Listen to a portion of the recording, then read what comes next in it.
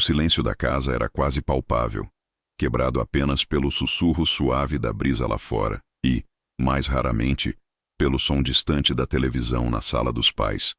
No quarto iluminado pela luz fraca de um abajur, Sofia, uma menina de 6 anos com olhos grandes e curiosos, estava deitada em sua cama. Não brincava com bonecas nem lia livros de contos de fadas. Em vez disso, seu olhar estava fixo no teto branco e seus lábios se moviam em uma conversa inaudível para qualquer um que não fosse ela mesma. Sofia era uma criança solitária, com uma imaginação que preenchia os vazios deixados por pais ocupados. Mariana, sua mãe, passava horas no escritório em casa, sempre ao telefone ou digitando furiosamente no computador. Carlos, seu pai, chegava tarde do trabalho, exausto, e se refugiava no silêncio do jornal ou na tela da TV. Ambos viviam sob uma tensão silenciosa, uma espécie de nuvem cinzenta que pairava sobre a casa. Mas Sofia, em sua inocência, apenas sentia a distância, não compreendia a causa. Ela disse que gosta das estrelinhas que colei, murmurou Sofia certa noite durante o jantar, apontando para o teto do seu quarto que podia ser visível da porta aberta. Mariana e Carlos trocaram um olhar rápido. "Quem disse, querida?" perguntou Mariana com um sorriso forçado.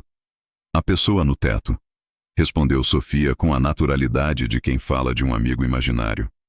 Os pais riram, um riso cansado, atribuindo a fantasia infantil da filha. Era a primeira menção, a semente de algo que cresceria e os consumiria. Com o passar dos dias, a conversa de Sofia com o teto tornou-se mais frequente e alarmante.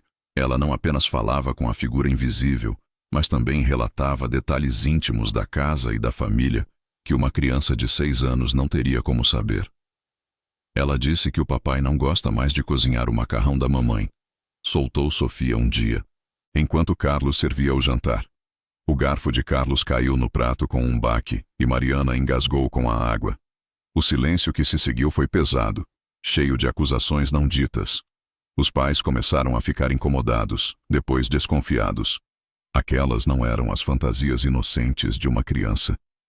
"Você está inventando coisas, Sofia, para chamar a atenção", disse Carlos, a voz áspera, após outro de seus relatos. Sofia apenas balançou a cabeça, os olhos tristes. "Ela não inventa, papai. Ela só conta o que vê."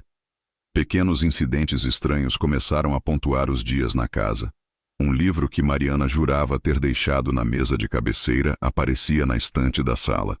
A porta do armário da cozinha, fechada à noite, era encontrada ligeiramente aberta pela manhã. E às vezes, quando Sofia não estava por perto, Mariana jurava ouvir sussurros leves, como um vento frio que passava pelas paredes. Carlos descartava tudo como cansaço ou esquecimento. A tensão entre Mariana e Carlos estava se tornando insuportável, um fio esticado prestes a romper. Eles discutiam sobre a melhor forma de lidar com Sofia, mas, na verdade, estavam discutindo sobre o próprio casamento. "Ela precisa de um psicólogo, Carlos. Isso não é normal!" exclamava Mariana, a voz embargada. "Ela precisa de pais que a ouçam, Mariana, não de um terapeuta para nossas falhas", retrucava Carlos, a frustração evidente. Sofia, alheia às brigas veladas, continuava sua comunicação. "Ela é triste, mamãe. Ela sente falta de casa", disse Sofia uma manhã, enquanto Mariana penteava seu cabelo. "E ela disse que queria que a mamãe a encontrasse." A frase arrepiou Mariana até a medula. Uma noite, Sofia passou horas desenhando em seu caderno. Quando Mariana e Carlos entraram no quarto para lhe dar boa noite, encontraram a menina dormindo profundamente e um desenho fixado com fita adesiva no teto, bem acima de sua cama. Era o rosto de uma mulher, com cabelos longos e um olhar melancólico. Não era um desenho infantil comum. Era incrivelmente detalhado e, para o horror de Mariana, idêntico a uma foto antiga que ela mantinha escondida no fundo de uma gaveta. Uma foto de sua irmã Elisa, que havia desaparecido anos atrás. Uma foto que Sofia jamais vira. Carlos e Mariana se entreolharam, o pânico crescendo em seus corações. "Sofia", Mariana sussurrou, sacudindo a filha levemente. A menina abriu os olhos. "Quem é essa, Sofia?" perguntou Carlos, apontando para o desenho, a voz tremendo. Sofia bocejou, os olhos ainda sonolentos. É a Elisa, papai. A pessoa do teto me contou sobre ela. E ela disse que não está sozinha. Antes de continuarmos, inscreva-se no canal e nos diga nos comentários de onde você está assistindo. A menção de Elisa, vinda dos lábios de Sofia, foi um golpe avassalador para Mariana e Carlos.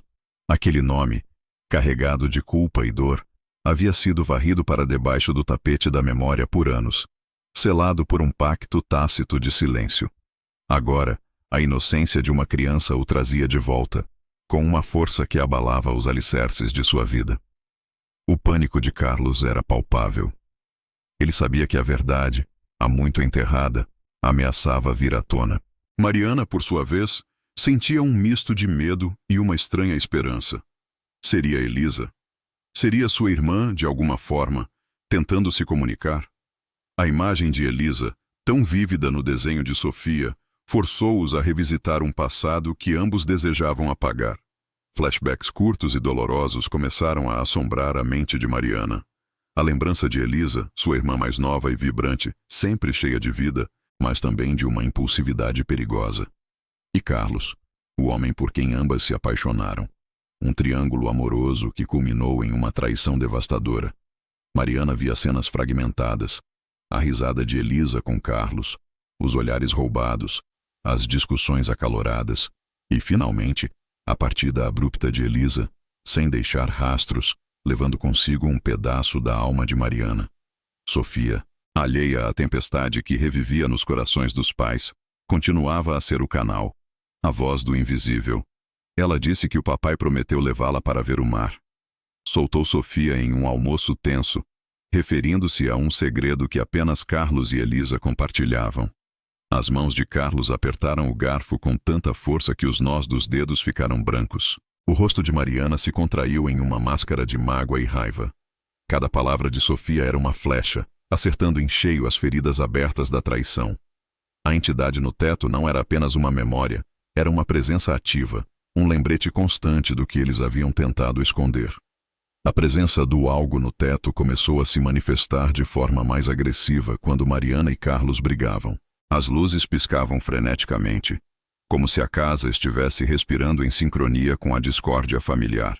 Objetos caíam das prateleiras sem explicação, e um vento frio parecia soprar do nada, mesmo com janelas e portas fechadas.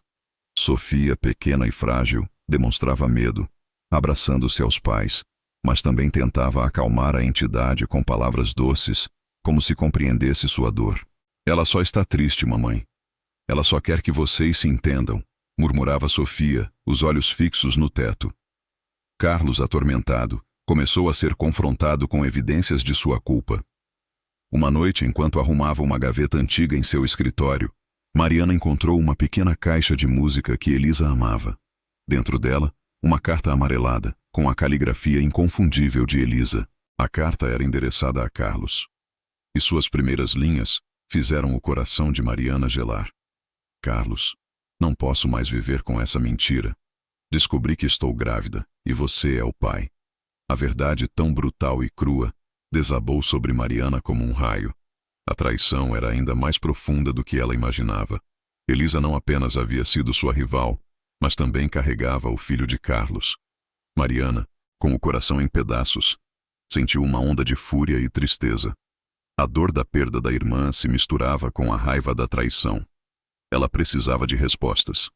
Começou a vasculhar tudo, caixas antigas no sótão, álbuns de fotos, diários esquecidos. Em um dos diários de Elisa, Mariana encontrou anotações sobre um plano de fuga, um encontro secreto que Elisa teria com Carlos para contar sobre a gravidez e fugir antes que Mariana descobrisse. Mas algo havia dado errado. O encontro nunca aconteceu. Elisa desapareceu. Enquanto Mariana lia as palavras da irmã, a entidade no teto se manifestou de forma mais clara. Um sussurro gelado em seu ouvido, um cheiro de jasmim, a flor favorita de Elisa. E então, uma visão rápida, quase um lampejo. Elisa, de pé no que parecia ser uma estrada escura, olhando para trás com uma expressão de pânico. A revelação atingiu Mariana com a força de um soco no estômago. A entidade no teto não era apenas uma lembrança, não era apenas a dor de um passado mal resolvido. Era Elisa. A própria Elisa, presa, buscando justiça, buscando sua paz, e usando Sofia como sua única voz. A pista chocante estava ali, nas páginas do diário, na visão espectral. E Mariana sabia que precisava confrontar Carlos. A verdade sobre o destino de Elisa estava prestes a ser desenterrada. Mariana, com o diário de Elisa apertado contra o peito e a visão perturbadora ainda vívida em sua mente, confrontou Carlos. A verdade, agora inegável, pesava sobre ela como uma montanha. Seus olhos, antes cheios de mágoa, ardiam com uma determinação fria. Ela jogou o diário na mesa de centro, aberto na página da confissão de gravidez de Elisa, e a carta amarelada de amor e desespero, escrita por sua irmã para o homem que estava ali, na sua frente. Carlos empalideceu ao ver as provas irrefutáveis de sua traição e do segredo que havia mantido por tanto tempo. A máscara de indiferença e negação que ele usava há anos desmoronou em um instante. A voz de Mariana era um sussurro perigoso. Ela estava grávida, Carlos, do seu filho, e você a abandonou. O que aconteceu naquela noite? O que você fez com a minha irmã? As palavras ecoaram pela sala, cada uma delas um martelo na consciência de Carlos. Encurralado, sem saída, ele finalmente cedeu. As lembranças, antes reprimidas, jorraram em uma torrente de remorso e desespero. Ele confessou o encontro secreto com Elisa, a discussão acalorada quando ela revelou a gravidez, o pânico que o dominou. Ele admitiu ter fugido, deixando-a sozinha naquela estrada escura após uma briga violenta, temendo que a verdade destruísse sua vida com Mariana. Ele não a matou, mas sua negligência, seu abandono, foi a causa direta de sua desgraça. Ele a deixou à mercê da noite, da estrada, de um destino incerto. No exato momento em que Carlos proferia sua confissão, a casa pareceu tremer. As luzes piscaram com uma intensidade aterrorizante, e um lamento agudo e fantasmagórico ecoou do teto, transformando-se em um grito de dor e raiva que parecia vir de cada canto do quarto. Quadros caíram das paredes, vasos explodiram em 1000 pedaços, e uma corrente de ar gelado varreu o ambiente, trazendo consigo o cheiro forte de terra molhada e orvalho, como se a própria natureza estivesse revoltada. A entidade no teto, a própria Elisa, manifestava sua agonia e sua fúria, ameaçando desmoronar a segurança da família, de tudo o que eles haviam construído sobre sua dor. Sofia, que estava no quarto ao lado, correu para a sala, os olhos arregalados de medo, mas também de uma estranha compreensão. No meio do caos, ela agiu como mediadora, sua voz pequena e pura cortando o tumulto. Ela está muito triste, papai. Ela quer que vocês parem de brigar. Ela só queria ser amada, disse Sofia, os olhos fixos no teto, como se falasse diretamente com Elisa. Mariana, com o coração partido pela dor de sua irmã e pela verdade brutal, ergueu os olhos para o teto. As lágrimas escorriam livremente por seu rosto. Elisa, me perdoa, sussurrou ela, a voz embargada pela emoção. Me perdoa por não ter te procurado, por ter te esquecido, por ter permitido que sua dor fosse silenciada. Eu sinto muito, irmã. Eu sinto tanto. Era um pedido de perdão não apenas pela traição do passado, mas pela omissão, pelo esquecimento que havia prolongado a agonia de Elisa. Carlos, prostrado, com o rosto banhado em lágrimas de remorso, também ergueu a cabeça. Elisa, eu sinto muito. Fui um covarde. Perdoa-me, por favor, ele implorou, a voz quebrada. A violência da manifestação da entidade diminuiu gradualmente à medida que o perdão era oferecido, à medida que a verdade vinha à tona e a dor era reconhecida. O lamento se transformou em um suspiro longo e melancólico, e o cheiro de jasmim, antes abafado pelo cheiro de terra, tornou-se suave e doce, preenchendo o ar. As luzes pararam de piscar, e o vento gelado se dissipou. A casa se acalmou, e com ela, as almas de Mariana e Carlos.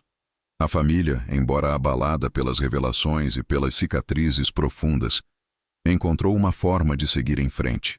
A verdade, por mais dolorosa que fosse, trouxe consigo um estranho senso de paz e uma oportunidade de cura. Sofia não falou mais com o teto, mas a lição de Elisa permaneceu. Semanas depois, a família visitou um local significativo para Elisa, uma pequena capela perto de um campo de girassóis, onde ela costumava ir para desenhar. Ali, em silêncio, eles plantaram um pé de jasmim, a flor favorita de Elisa, um símbolo de seu amor, de sua memória e do perdão que finalmente a havia libertado. Mariana e Carlos, de mãos dadas, olharam para Sofia, que sorria para o céu azul. O sussurro no teto havia sido silenciado, mas a lição sobre a importância da verdade, do perdão e do amor incondicional ecoaria em seus corações para sempre. Um novo começo para uma família que havia encontrado redenção na dor e na memória.